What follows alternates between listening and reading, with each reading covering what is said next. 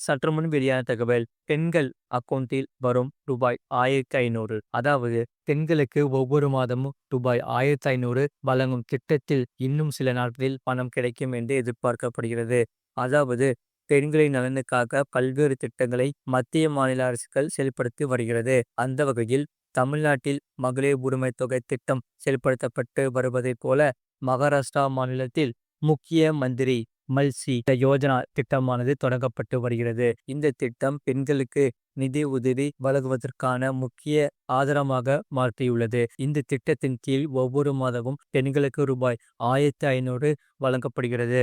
பெண்களுக்கான வீட்டு செலவுகள், குழந்தைகளின் கல்வி செலவுகள் மற்றும் அன்றாட தேவைகளை பூர்த்தி செய்ய இந்த பணம் பெண்களுக்கு உதவியாக இருக்கிறது. அந்த வகையில் தற்போது 14வது தவணை எப்போது கிடைக்கும் என்று பெண்கள் ஆர்வத்துடன் காத்திருக்கின்றன. முழு வீடியோ லிங்க் கீழே இருக்கு. அதை கிளிக் பண்ணி பாருங்க. மறக்காம லைக் பண்ணிக்கோங்க.